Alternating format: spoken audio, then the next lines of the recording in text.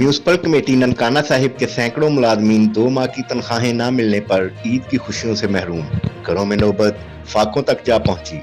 तनख्वाहें न मिलने पर मुलाजमीन का शदीद एहतजाज और वज़ीर आला पंजाब से फौरी नोटिस लेने का मुतालबा। तफसीलात के मुताबिक ननकाना साहिब के सैकड़ों मुलाजमीन पिछले 2 माह से तनख्वाहों से महरूम हैं। पंजाब हुकूमत की तरफ से तमाम सरकारी मुलाजमीन को ईद से कबल तनख्वाहें देने का ऐलान किया गया, मगर म्यूनसिपल कमेटी ननकाना साहिब के मुलाजमीन को अभी तक तनख्वाहें नहीं मिल सकी, जिसकी वजह से वो ईद की खुशियां मनाने से महरूम रह जाएंगे। मुलाजमीन के मुताबिक 2 माह से तनख्वाहें न मिलने की वजह से उनके घरों में नौबत फाकों तक जा पहुंची है। मुलाजमीन ने सारी सूरत हाल पर शदीद एहतजाज करते हुए निगरान वज़ीर आला सैयद मोहसिन नकवी से मामले का फौरी नोटिस लेने और तनख्वाहों की अदायगी का मुतालबा किया है।